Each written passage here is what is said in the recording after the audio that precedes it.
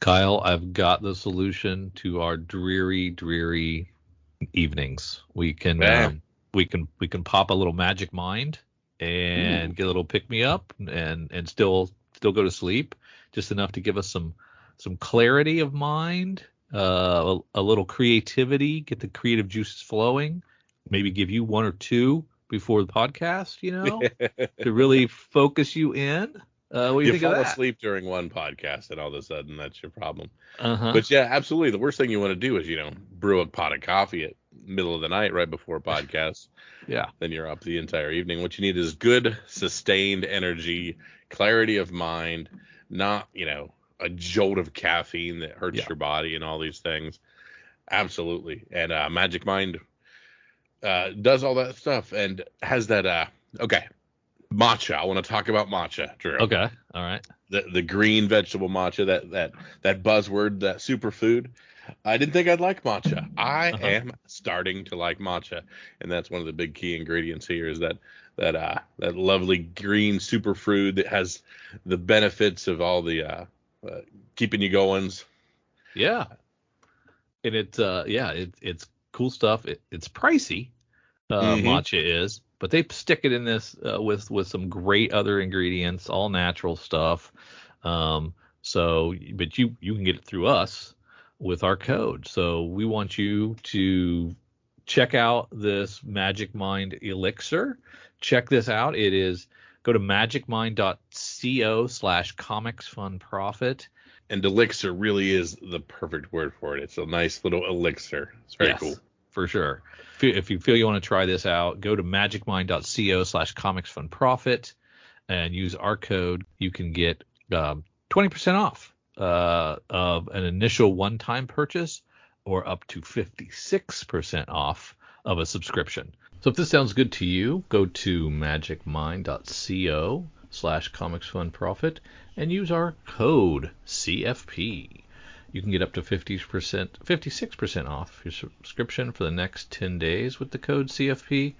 Or you can just use that discount code CFP at magicmind.co/comicsfunprofit to get 20% off a one-time purchase. Just to sample, dip your toe, check it out. Aloha, it's Jason from Hawaii. Welcome to a special edition of the Comics for Fun and Profit podcast. In this episode, I will be interviewing author Gamal Hennessey. He is here to promote his latest Kickstarter, The Business of Freelance Comic Book Publishing. Now, this campaign is live and will end on October 19th. Excuse me. He has already reached his goal of he has already reached the goal of $5,000 in the first week of his Kickstarter campaign. As of today, September 19th, it is right now it's at $6,376, and that's great. That's great that you're able to basically fulfill the goal part already. That is great. Gamal, welcome to the Comics for Fun and Profit podcast. How are you doing today? Doing pretty good. Doing pretty good. It's a Tuesday, and here in New York, the day is almost over, so things are going fine. All right. Now, listeners, I'm just going to give a little bit of Gamal's work history. He is an entertainment transaction attorney and business in the comic book industry. He's been doing this for the last 25 years. He has worked for an anime company, Central Park Media, as a general counsel. He has worked for Marvel Comics, and he was running their international licensing program. Now, if I remember correctly, Gamal, that was back in the early 2000s. Is that correct? Yes, that was back when Tobey Maguire only had one Spider-Man movie. That's the way I help people realize how far away. All right. And then he also had another Kickstarter a few years ago. He wrote that Kickstarter, he wrote the book The Business of Independent Comic Book Publishing, and that was a very successful Kickstarter campaign. I backed that campaign. I have a copy of my book. It's great. It's very. We'll touch upon that a little bit, during the interview. But there was some of the praises for the business of independent comic book publishing One of the comments was a comprehensive overview of the business of comic book publishing to help those interested avoid pitfalls and get a leg up in breaking in, whether you're making comics or publishing them. And that quote was from AIPT. Gamal, would you like to add anything to this? Do you want the listeners to know where else they can, any other books that you have written or anything else? Well, I actually did about 5 or 6 novels that I wrote between 2012 and 2015. Okay.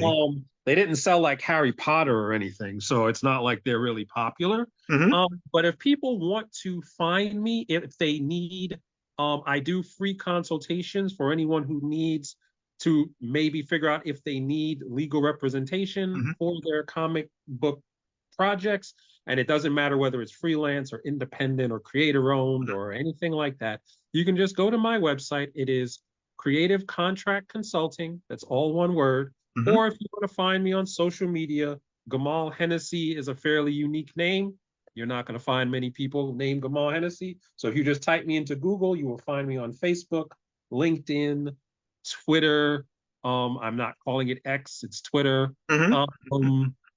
And yeah, I also run a school with an associate of mine called Comics Connection. And what we do in Comics Connection is we provide a community for people who want to build successful business models for their comics. So we have a few hundred people that meet. We meet on Discord on a consistent basis. We have live classes that teach people different aspects of the business. We bring in experts to talk about different aspects of the business. So whatever it is you want to do and whatever it is you'd like to accomplish, we kind of give you the tools and the support that you need to get to where you want to be.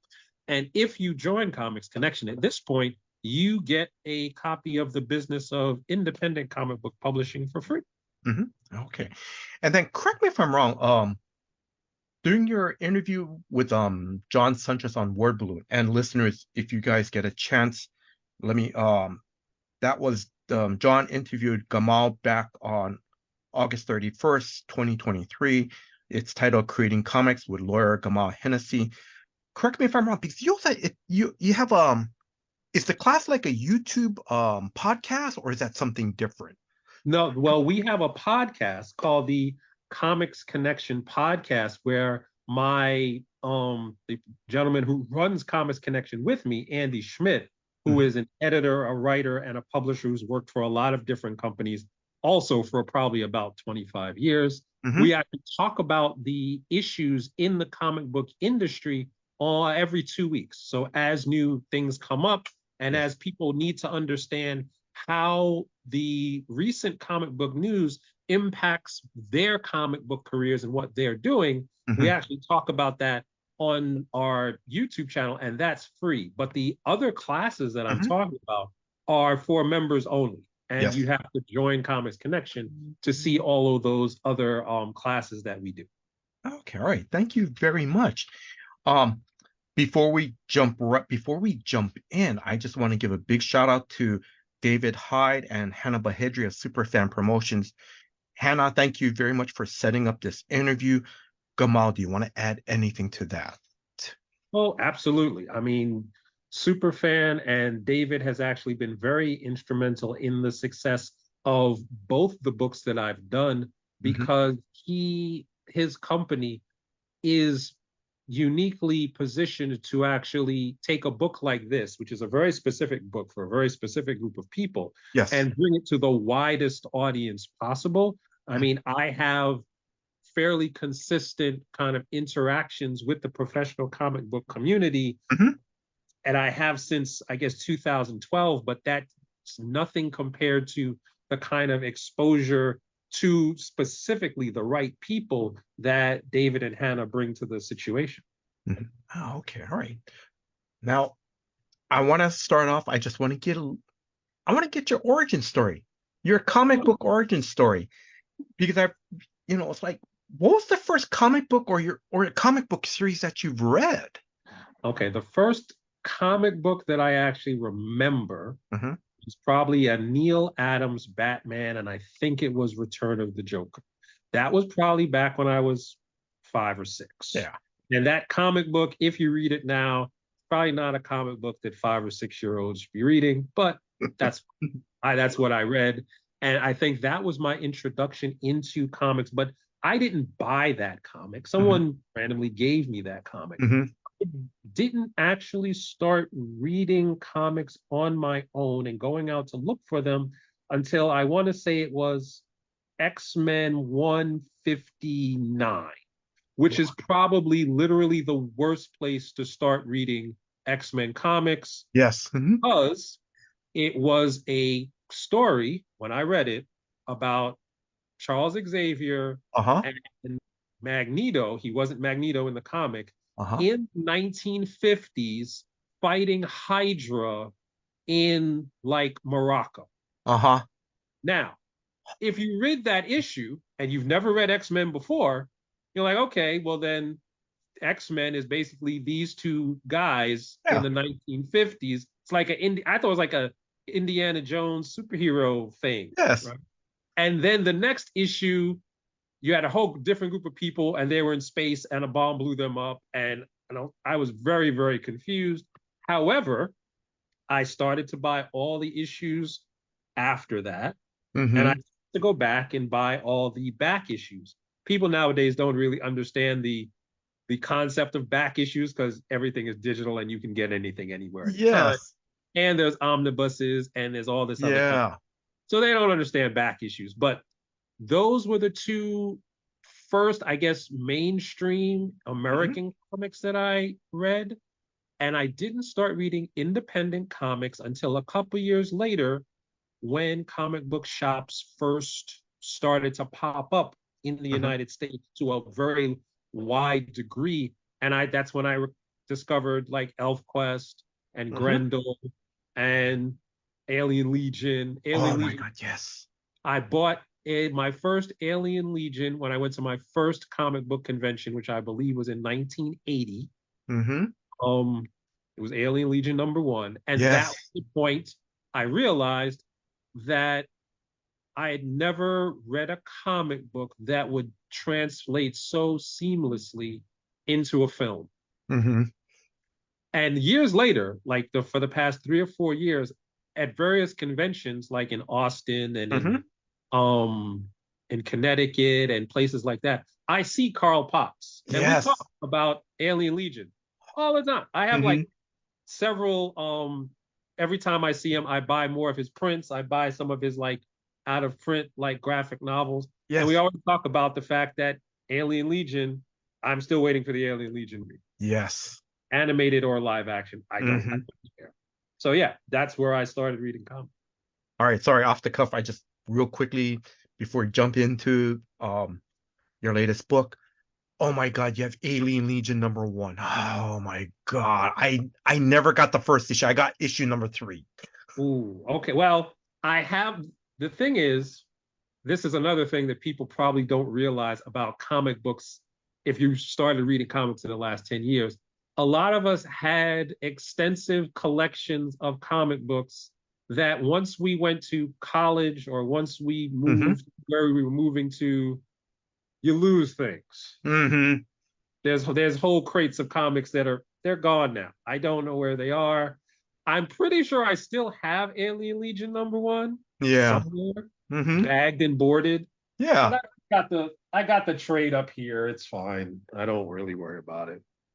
So listeners, before I really start talking about the business of freelance comic book publishing, it's obvious it's an audio podcast. Oh my God, Gamal's shelf in the back behind him is great. He's got these Funko Pops. He's got the Taskmaster from the comic book Funko Pop behind him. This man is a comic book fan. All right. I'm gonna jump right in. Okay, we're gonna start talking about the business of freelance comic book publishing. Listeners, I'm gonna be honest to you. I'm just a comic book fan. I do not know, about too much about the comic book industry. So, and I already gave Gamal a heads up that I'm going to be asking a lot of stupid questions.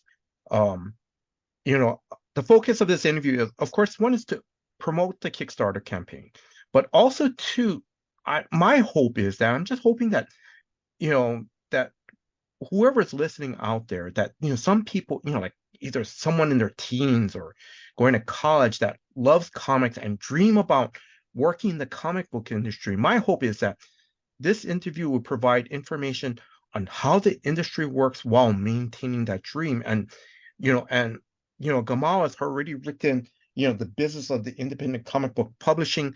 Now we're going to be talking about the business of freelance comic book publishing. So, Gamal, I'm just going to ask you, can you just go over just a quick history of the career life of a comic book creator back in the 30s to the 70s, maybe to the 80s? I mean, we all, You have to keep in mind that the situation from let's say 1939, because that's when the first issue of Superman or Action Comics was printed, all the way up until after World War II. We had a situation where comic books actually replaced pulp stories, and pulp stories were called pulp stories because they were short stories they had very little images, and they were written on very cheap paper. Pulp paper, that's where you get stories from. And when the people who are doing comics then, now you're talking about Will Eisner and all the people of that generation, the vast majority of them they saw comic books or comic strips or whatever they were working on as a way to make money that they were not necessarily proud of. It's not like the situation that you have today, where you have superstar comic creators and comic creators trying to get like a movie deal, and people really pushing the characters that they created. A lot of them, if you ask them during the day or you ask them at a dinner party what it is that you do for a living, they would not say that they were a comic book creator. They would say that they were an illustrator, they would say that they were a magazine writer, they would say all sorts of things. So the people who laid the foundation of comic books were not necessarily proud of the job that they had. So the dynamic was very different, and the amount of sales were astronomically higher because people who were reading comics, and it was not in the 1930s, 1940s, 1950s. It was not just kids reading comics. Comics was not a small niche industry. They were selling tens of millions of comic books every single year because, number one, there wasn't really a whole lot of competition of other things that people could go out and do with their free time. Yes. No internet. There were no video games. There was no television for a large part of this span of time. So there was comic books, there were books, and there's radio. People gravitated to comics because the second reason was there was a huge diversity in the types of comics being made. There were horror comics and war comics and romance comics and superhero comics and crime comics and everything else. Up until I want to say the mid 1960s, because at that point you had a book came out with a strong movement to kind of suppress or attempt to eliminate comics from the landscape completely, with Seduction of the Innocent, which was a book that basically the premise of the book is that when kids read comics, comics promoted crime, juvenile delinquency, homosexuality, communism, and like a lot of other things. Now, that book very quickly was rejected as completely false based on the way the book was put together. But the damage had already been done, and the comic book industry, in order to save itself, did two things. One, a lot of the diversity in comics went away, and the old horror comics and romance comics and war comics, everything else they all went away because the comic book industry in the United States adopted something called the Comics Code. Mm-hmm. The Comics Code basically stunted the creative growth of comics. Mm-hmm. And the best way that I can describe it is if you imagine that when television came out in the 50s, that every television show had to be acceptable to watch for an 8-year-old. Yes. Mm-hmm.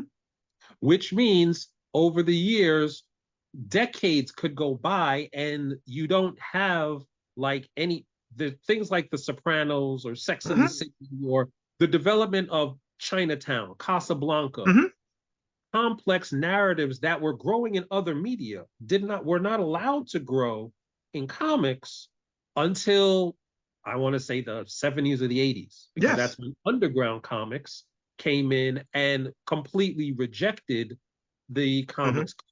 Mainstream comics didn't start to reject the comics code till like the 90s when Image Comics came around, and then Marvel and DC threw out the comics code in the early 2000s. But by that point, you had a shift.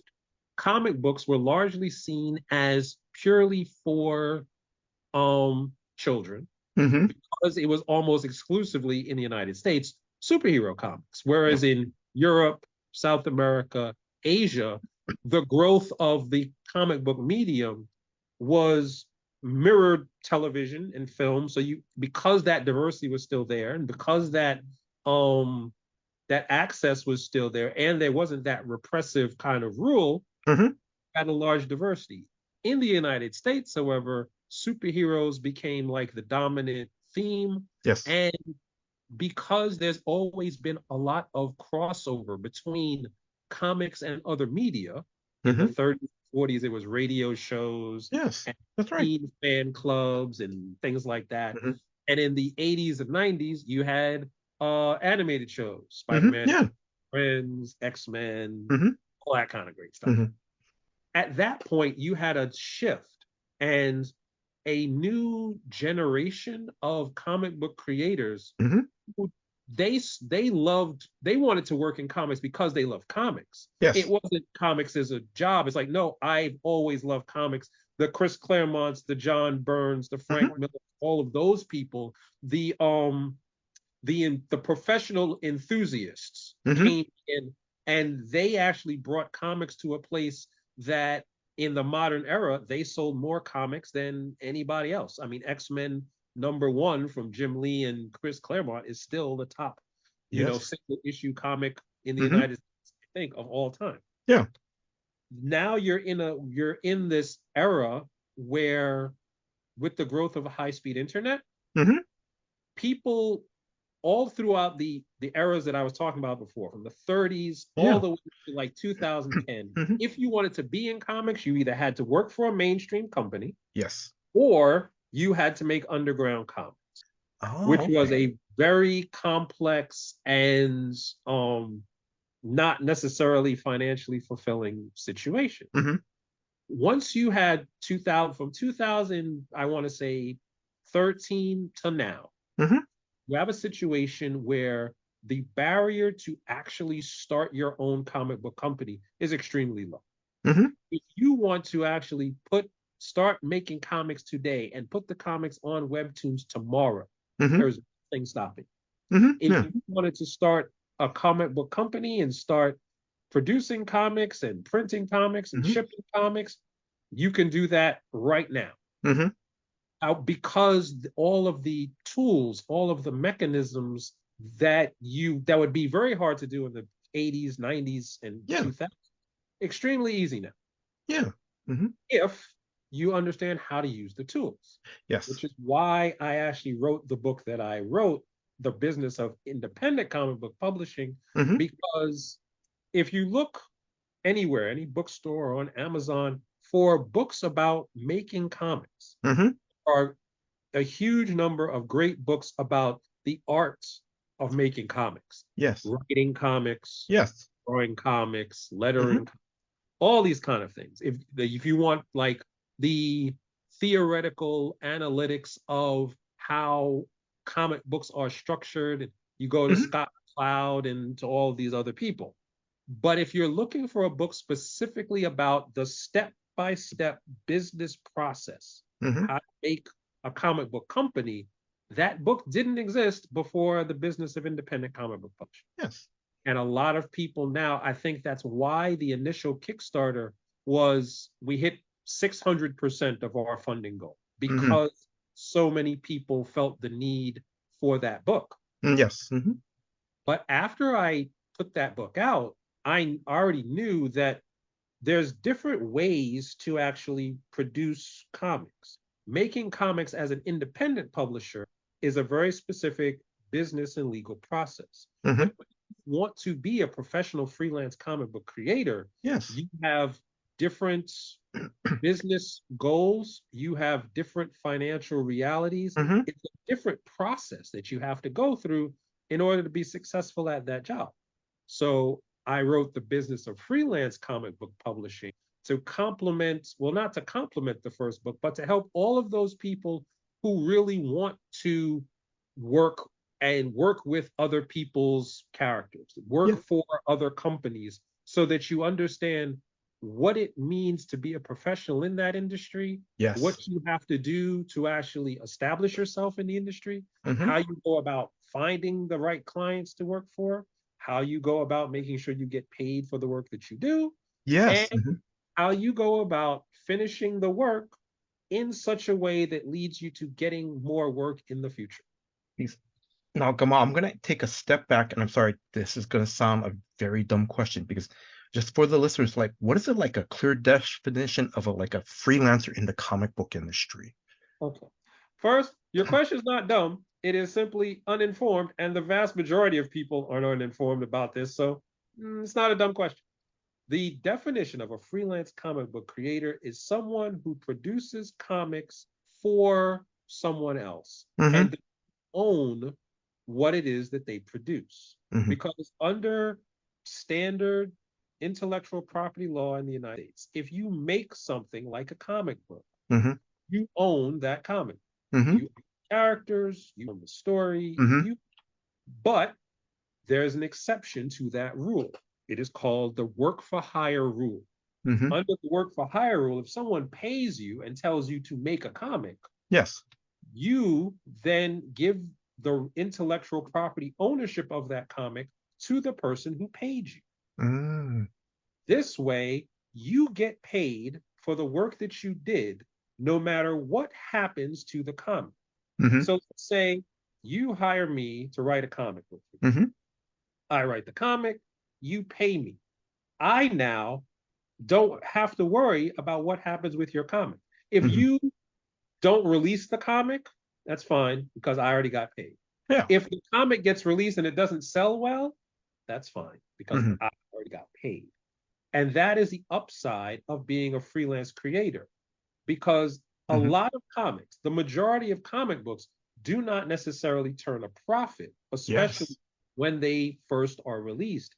And even the ones that do make a profit, that profit could come years after the book is released. So if I'm waiting because I wrote this comic and I need to pay my mortgage and I need to eat, I can't necessarily wait 3 years for the money to come in for the comic, especially when I know there may not be any money for the comic.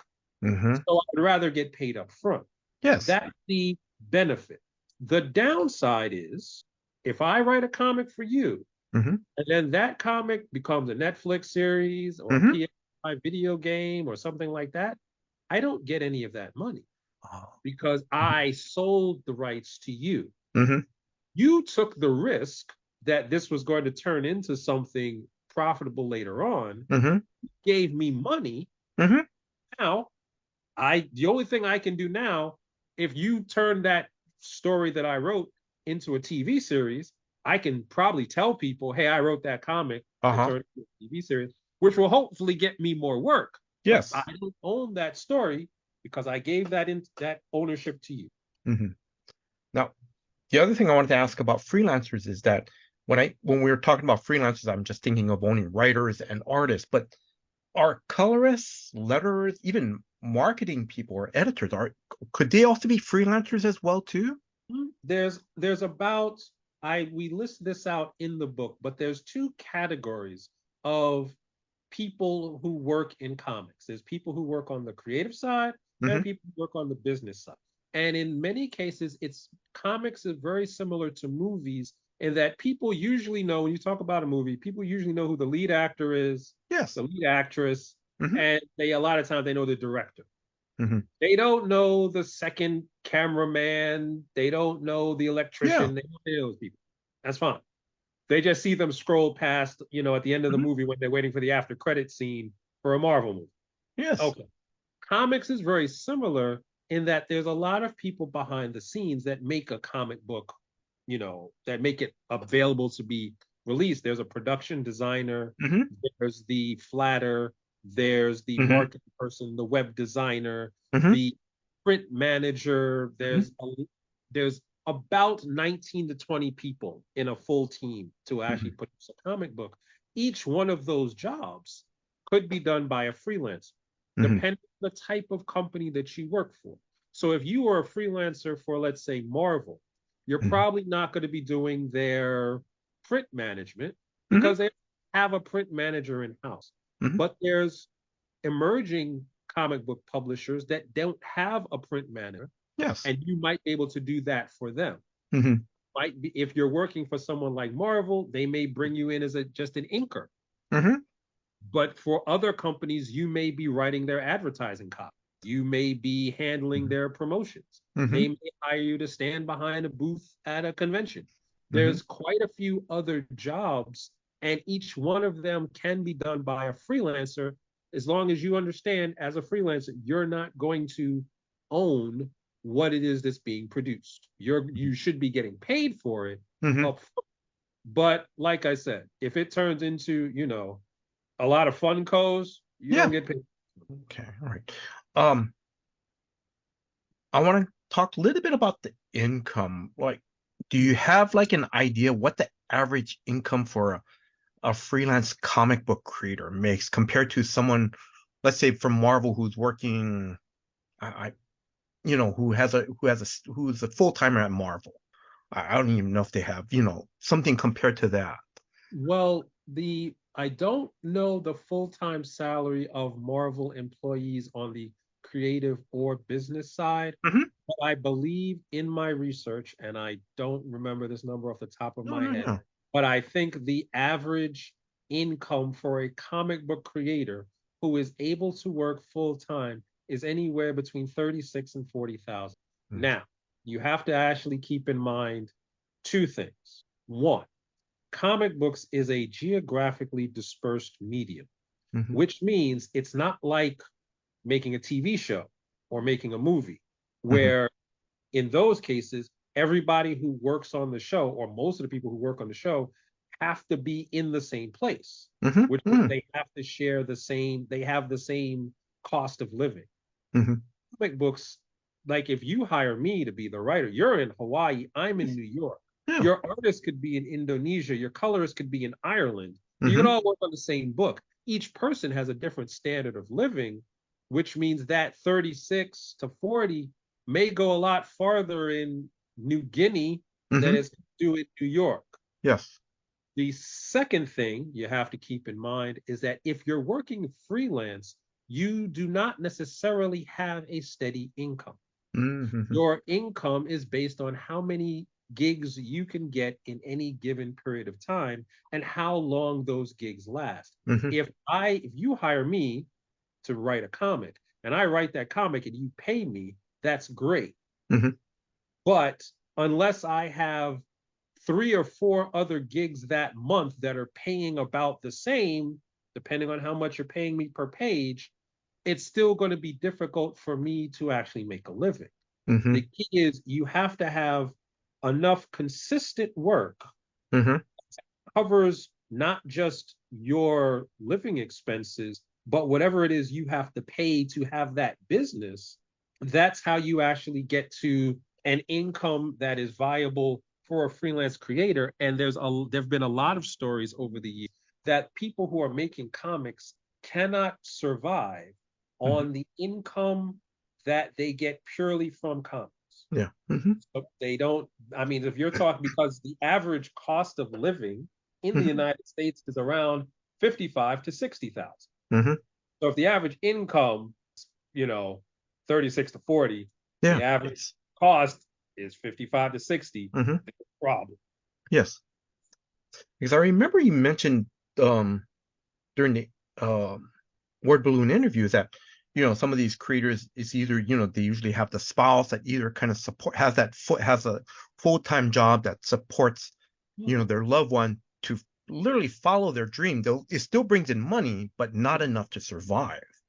And also too, the other thing too is that if someone pays a freelancer up front, like here, I'm going to pay you this much, but that's it. But there's also there's no other benefits like healthcare coverage, right? So it's either in most cases, you as a freelancer, now this applies to freelancers in any industry. It's not necessarily jumps, but as a freelancer, you have to set aside money to cover your healthcare, money to cover there's no 401k, so you've got to set up a SEEP account, or you've got to do something else for your long-term, survival. There's no workers' compensation if you're injured. There is no unemployment insurance if you are unemployed. So part of the money that you bring in has to go not only to paying your current bills, but in an ideal situation, you're setting aside money for all of these different things that have to be paid for, including your taxes. Yes. Because as a freelancer, the client pays you. It is your job to handle your taxes. So all of this is another thing that it makes it very difficult to have a full-time career as a freelance comic book artist, because the things that are actually built into the system of being a full-time employee do not exist for a freelancer. But again, that's not specific to comics. That's freelancing as a general rule in America. Okay. All right. Thank you for explaining that. Thank you very much. I want to touch up a little bit about the format of the book.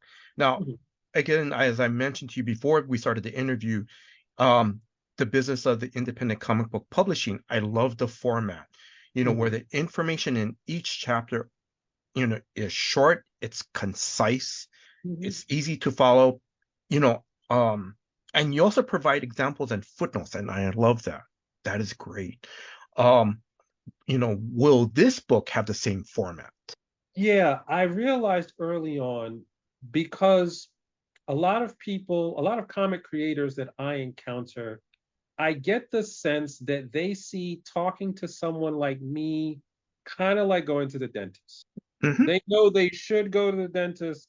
They don't really want to go. Yeah.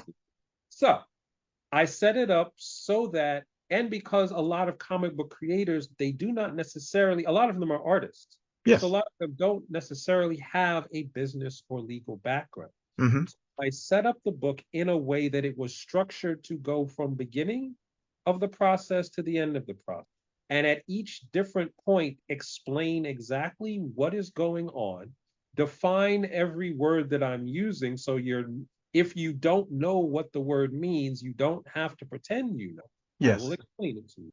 And then walk through the process and I structured it in a question and answers kind of situation. So if the first book was like 450 pages long, and you don't necessarily have to read it the entire way through. At any point in your career, if you have a question, you just look in the book, find the question, and it will give you the answer to that question. You could read more of the material around that question if you wanted more context, or not. You can go back to making comics. If you need to know, okay, what elements do I need to put into my website to make sure that I actually attract the right clients? And I list them. Okay, these are the things you need to put in your website. And you mentioned the footnotes. I think it's very important that people get for them to know where my information is coming from. Yes. And there's very few, a lot of the benefit of these books is that I'm pulling in information that is widely available, scattered across like the internet and books, interviews, and things like that. That if you actually spent 2.5 years putting it all together, you would have it all in the same place. I kind of help you skip that step. If you want more information of where I get all of my sources from, all of the footnotes are there, all of the links are there. Yes. There's a long list of books at the end that I refer to because they informed what it is that I was writing. There are some theories and there are some tactics and there are some concepts that are original to me, but the vast majority of the book is not. The vast majority of the book pulls together kind of shared knowledge about different aspects of comics, law, business, and the overall industry so that you have it all in one place in a way that's the most helpful. All right. Gamal, I'm going to start slowly wrapping things up. Now, I know we've already, we spoke about, you touched up about the reality of the comic book industry for freelancers, but I'm just going to ask, what are some of the positive and fun side of being a freelancer? Because I don't want this to be like, oh my God, this is it sounds, all dreary, but there's got to be a little bit of a fun side, a bright side to it. There's a lot of upside to being first, there's a lot of upside to being a freelancer. Let's just put that out there. Okay. Because you make your own schedule, you decide where you want to work, you decide what it is you're going to charge, you decide how you're going to work. I mentioned before that comic books is a geographically dispersed medium. Yes. Which means if you decided, hey, for 2 months, I'm just going to go to Thailand and I'm going to work because it's awesome. No one can tell you no. As long as your work gets done and you do what you need to do, it's awesome, right? And the food is fantastic. So what's the downside? The other upside is that you get to work with the characters and the stories that you may have grown up and loved ever since you were a child. I mentioned before things like X-Men and Batman and all this other stuff. You could be not only working with that material, but you could help reshape how those characters are perceived. And these are some of the most popular characters in culture itself. Yes. I mean, the only people that are more well known than Superman, Batman, and Wonder Woman are like Jesus, Buddha, and like, that's it. Yeah. Or maybe Beyonce. Okay. So but everybody else, people know Superman more. Yeah. So you can work in those medium, and you can actually be part of a very rich tradition of building up these characters. You also get working with comic book people is pretty awesome. I mean, you're making comics. Comics are pretty cool. It's an awesome job. You get to go to conventions. Yes. You get to hang out with people. You get as part of your job reading comics. Yeah. And people say, hey, what are you doing? You got a big stack of comics next to you. I'm working. Yeah. So look, I'm doing my job, right? There's a lot of upside to working in comics. And the vast majority of people who are in comics because they love comics. Yes. Which is why I think it's very important to kind of balance that love of the medium with an understanding of how the industry works. And you can actually enjoy comics more because you're not stressed out about not understanding. You're not necessarily stressed out about the money. You're not necessarily stressed out about how do I hit my deadlines? How do I work with people who are scattered all over the world? How do I do this, that, and the third? The book will actually give you that kind of shield, that kind of safety net. So you can actually focus more on doing the parts of comics that you enjoy because there's a lot to enjoy. Oh, all right. No, that's great. Can I ask, what are some of the tier levels for the Kickstarter? Okay, the Kickstarter is actually there's basically three kinds of tiers. Mm-hmm. You can get the new book, The Business of Freelance Comic Book Publishing, in print Mm-hmm. or in digital or in both. Mm-hmm. Could get the first book, The Business of Independent Comic Book Publishing, and The Business of Mm-hmm. Independent Freelance Comic Book Publishing. You can get both of them in digital Mm-hmm. and in print, or both. Mm-hmm. There's a school that I run called Comics Connection that we help build up business models for anyone who wants to be in comics. And if you join at the higher tier levels, you get 2 months free for the membership for those organizations, Mm-hmm. along with the print and the digital book. Mm-hmm. I'm being serious. The paperback edition, for the business of freelance comic book publishing, listeners, it's a very good price. I checked out the website last night. The Kickstarter page last night is $25. But please note, if it's a physical copy, it's only going to be shipped in the US, but the digital editions, of course, will be shipped anywhere in the world. Gamal, was it very important to keep the book at a reasonable price? Because I think $25, like, wow, that's great, you know?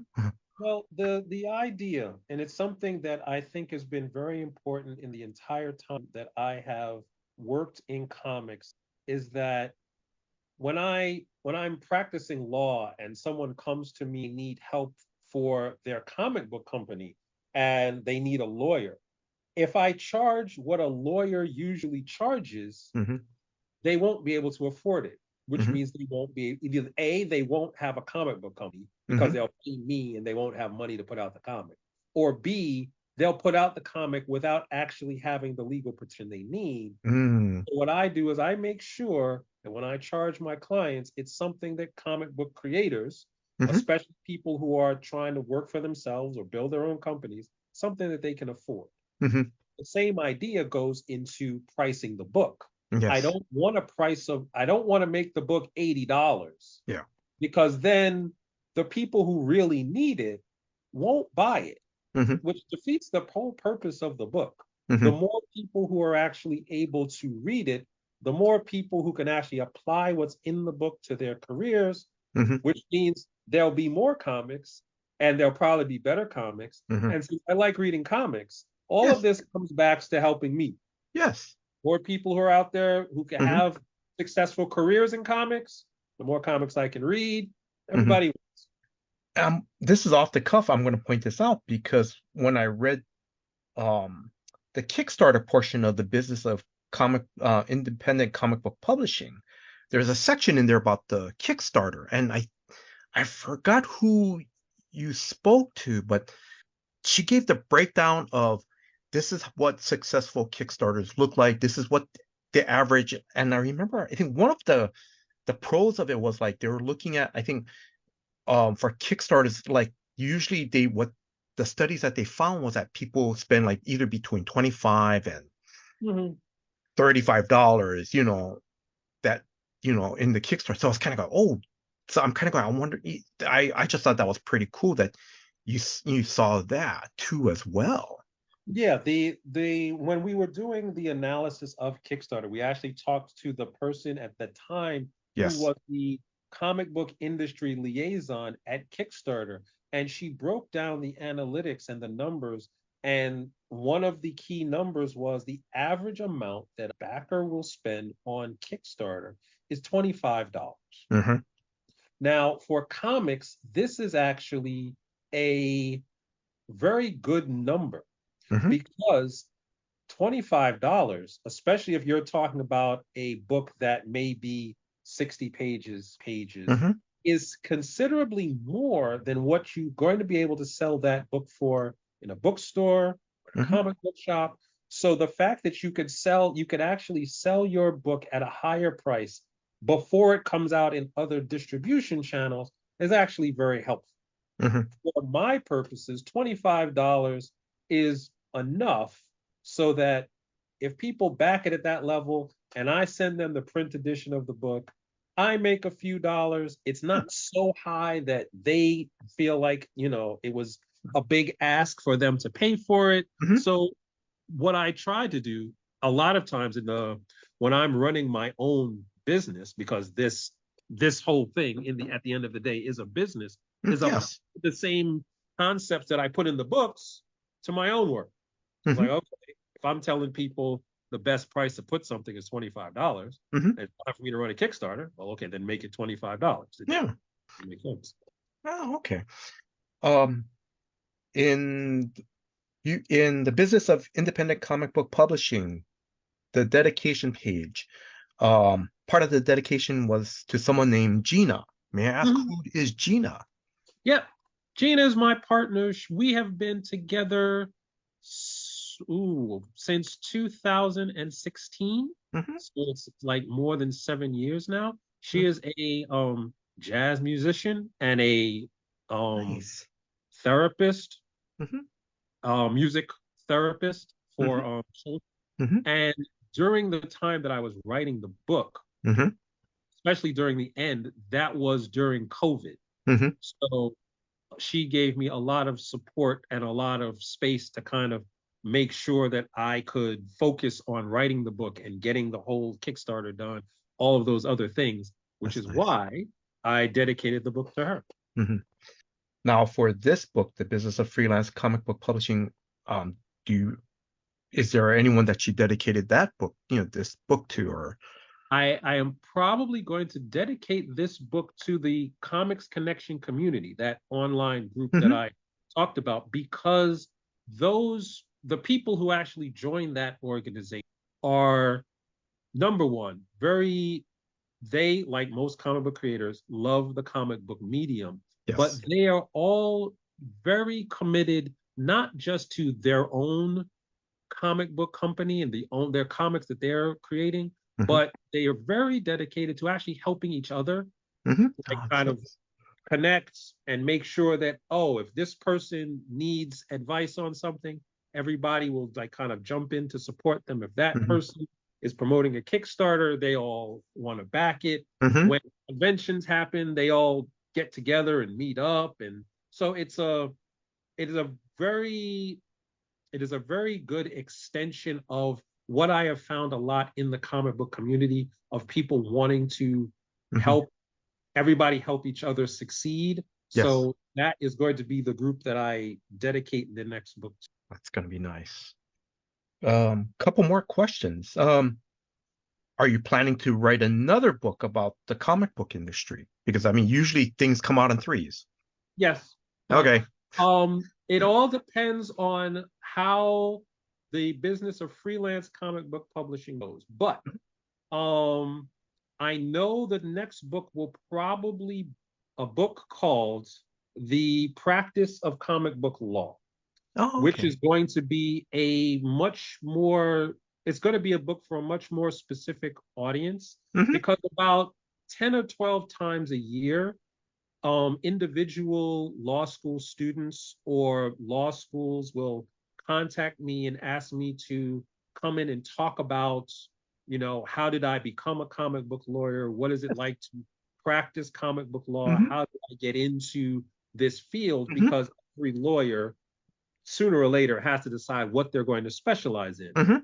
The ones who love comics, they think, hey, comic book law sounds like a good idea. Mhm. So I usually kind of explain what it is that I do and how the business works one on one. But I realized that, I mean, I'm 53 now. Mhm. I can't keep doing this forever. At a Yes. certain point, I'm going to stop Yeah. practicing comic book law. And I would like the generation that comes after to not have to reinvent the wheel and figure out everything all over Mhm. again. So I'm going to write this book to actually help them understand how to go, how to establish themselves in the industry, Mhm. how to find clients, how to kind of protect their clients from all the things that could actually happen to them in Yes. comics. And it may not be a huge group of people. I mean, it every year there may only be, like I said, 10 or 12 people who buy this book. Mhm. But 10 or 12 people over the years, Yeah. then there'll be a lot more there'll be a lot more attorneys in the industry who can actually help comic creators. Yes. Which I think will be useful long term. Yes. So that's the plan for the next one. Oh, okay. All right. No, thank you very much for sharing that. All right. Fun questions. What was your favorite convention moment? My favorite convention moment. Whether as a fan or, if you went to a convention to present, do a panel or you had a booth, either. I want to say my favorite convention moment was probably 2020 when I went to, I think it was Emerald City or something, and I was walking through, I was walking the show floor, and I saw Carl Potts, and this is probably like the second or third time that I had met him, and he remembered who I was. Ah, it's nice. That it doesn't actually get better. If you think, okay, this was a 10-year-old kid who first realized the power of independent comics and the power of like narratives moving from one medium to the next, and this whole kind of paradigm shift, and the person who actually helped spark that knows who you are. Mm-hmm. How cool is that? That is so cool. That is awesome. Have you and your family been to Hawaii? No, we have not been. The farthest I believe I've got is San Diego. Okay. Any closing words to our listeners? Closing words, I would say, is that it is very important, if you want to be in the comic book industry, to hold on to your love of comics, because that's probably why you jumped into the industry in the first. But no matter what type of comics you decide to make, whether you want to be independent or you want to make freelance comics or creator-owned comics, or you want to jump from one to the next, depending on what project it is, all of that is fine.